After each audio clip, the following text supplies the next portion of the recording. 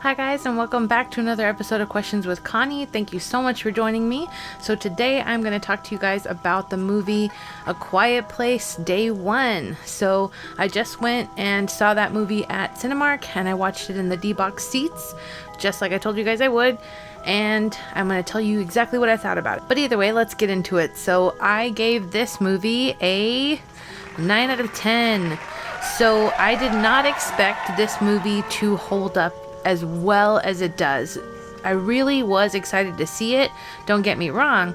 However, when it comes to sequels, prequels, trilogies, all those, for the most part, we can say that it is true that a lot of the additional movies in a storyline aren't necessarily going to hold up in comparison to the original, especially if it does extremely well. So in this case, I definitely would say that this movie holds up to the other ones, even standalone. You could go in and watch this movie without having watched either of the other two and still absolutely love and appreciate this movie. The main people are Lupita Nyong'o, which she is pretty well known for doing all of the Black Panther movies. She is really, really great. A lot of little fun facts about her that I like are that she actually speaks fluent Spanish. She was actually born and raised in Mexico, which I love. I just think that's such an interesting fact about her, and is a very proud person behind her Mexican culture, which is amazing. So that is pretty cool. The other star in this is a guy named Joseph Quinn. And if you've watched Stranger Things, then you know all about who this guy is, because he is definitely an up-and-coming star. He actually was a major breakout star in the Stranger Things later season, and he plays a character named Eddie Munson, which easily became a beloved character, and I don't think the franchise really anticipated just how much fans were going to love and appreciate Eddie, but he's a wonderful character in that series, so if you haven't checked that out, it's definitely worth watching, if for nothing else, to see the character of Eddie and exactly how good he plays a role in that. There's a reason why there's such a cult following behind his character, so definitely check him out in that series if you haven't. But anyway, Joseph Quinn is definitely someone to look out for as far as an actor. I think he's, pretty awesome, and in this movie, absolutely does a stellar job, and both him and Lupita's characters are just equally heartwarming and lovable, and you really fall in love with them as characters and as people. It also stars a furry little feline named Frodo the cat. So Frodo is a super adorable cat in this action movie, and you would not expect that a cat would play such a major role in a major, action movie with a bunch of scary monsters, but man, Frodo is awesome. He definitely steals the show in a lot of scenes. So if you are a cat person, if for no other reason, watch this movie for Frodo the cat. He's amazing, and he's actually played by two different cats. As I looked it up later, one of them is named Nico and the other one's named Schnitzel, I believe. These cats are just precious, so I highly recommend watching it if you are into cats. Even if you're not, it's just a heartwarming animal movie. Another small little fun fact that my husband told me about: Lupita is actually super scared of cats, had a really bad fear of them, and she ended up adopting a cat named Yo-Yo after she, fell in love with the cats that she had to, basically pretend were her babies in this movie.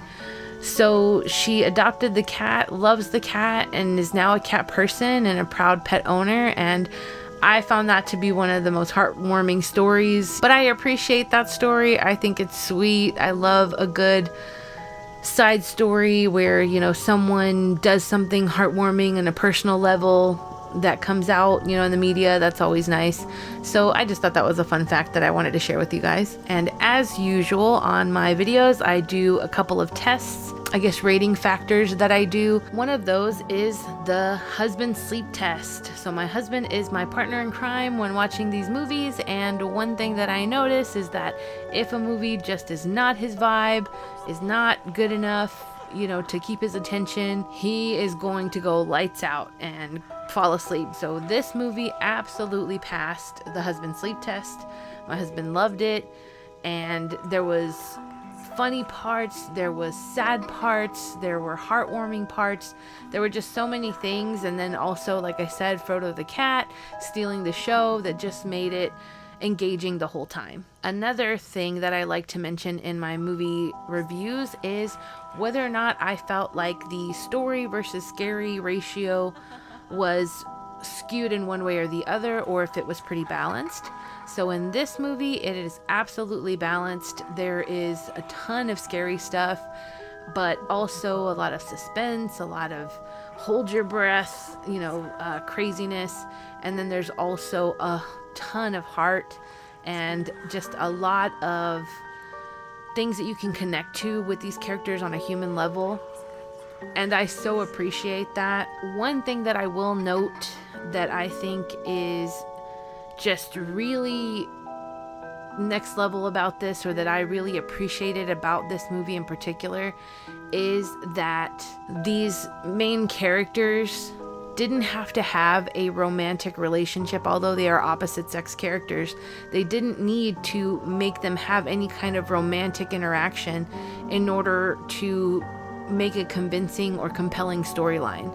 So I don't know about you, but sometimes it makes you feel beaten over the head that any opposite sex storyline in just about any movie, especially the survival ones, tend to end up in some sort of romantic situation, even when it's not necessarily appropriate. Not to mention that it is refreshing when it is not a, damsel in distress needing a man to save her type situation. Not saying that that's necessarily a bad thing. I can appreciate those storylines too. However, for this movie to be able to accomplish all of the same types of things that those other, movies before it have accomplished with a family dynamic or romantic relationship, whatever, without having to include that aspect of it, just goes to show you that some really great writing went into this storyline, some great thought process, and just some overall amazing work went into this movie. Another one that I do is did the movie pass the trailer test? So I don't know about you, but there are plenty of times where I will see a movie trailer and I think, dang, that looks super awesome, I can't wait to see it. And then I watch the movie and I think, man, they polished that turd of a movie into something it wasn't in that trailer, and I feel bamboozled. In this one, it absolutely passed the trailer test, even though it definitely gives away some of the more critical moments in the movie. That definitely doesn't take away from the movie at all. It absolutely still holds up regardless of that aspect of it. So for that reason, it definitely passed that test with flying colors.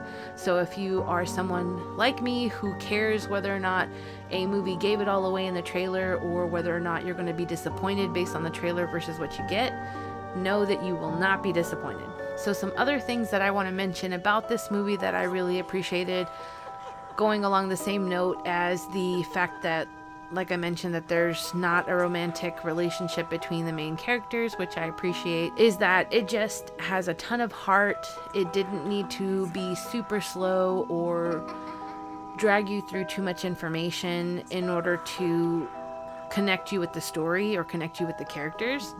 It also had a really great amount of humor mixed in with all of the chaos and everything that's going on. I think that laughter and humor, it's kind of the spice of life for me when it comes to my movies, because I love to laugh. And especially in times where, things are getting really serious in a movie, sometimes it is just that extra sprinkle of something that the movie needs in order to pep it back up during maybe a lull or a downtime, or maybe too dark a moment. And so I just really like that about this movie, that it definitely has a great amount of humor mixed in with everything else. I also appreciate that Like I mentioned, it is a great standalone movie on top of being a part of the trilogy. So it blends seamlessly, I think, with the storyline as far as the first two are concerned, but you don't necessarily have to watch the first two in order to see this movie and love it and appreciate it. Another thing I like to add to my movie reviews is whether or not I would rewatch the movie and whether or not I would buy it when it comes out on home theater or home release. Absolutely, I would buy it, and I would definitely rewatch it. I would love to watch the movies as a marathon, so I definitely like the idea that I can add this one to my list of movies and make a marathon of it. Another interesting thing about this movie that I thought was pretty cool is the way that they start out the storyline when it comes to the main character. So I don't want to give too much away, but the situation that she is in, which you'll see if you watch the movie. Okay, so this is going to be a little bit of a spoiler, so fair warning. I'll give you a few seconds to go ahead and exit the video or move on to another one or what have you. I will put in a little something here to pause so that way you can do as you please, so that if you don't want to know this information, you don't have to.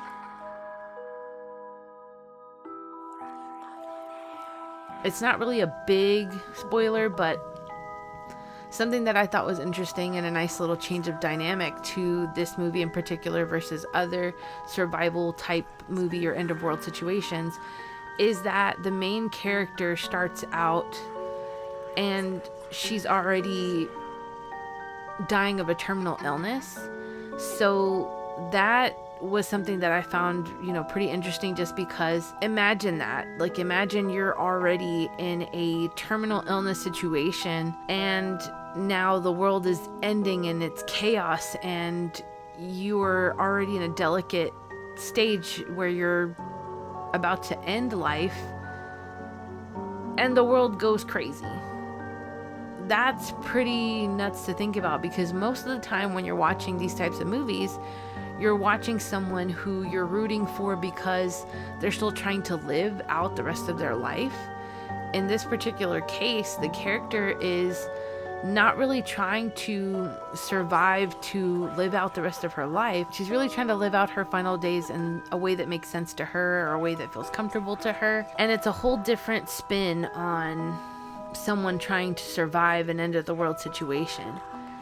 For me, it actually made it a lot more heartfelt in the sense that it's just kind of a cruel irony that her world was kind of already coming to an end, but then the world goes to crap right before she's trying to, cope with that. To me, it definitely gave a different feel to the movie, and I really appreciated that. I thought it was a very unique storyline for a character, and I liked it. I really dug the whole situation.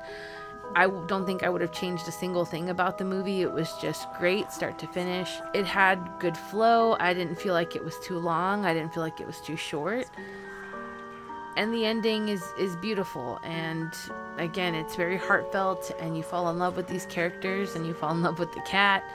And overall, it was just a really fun watch. So I highly recommend you check it out. If you are looking for, something to watch, this one is a good one to see.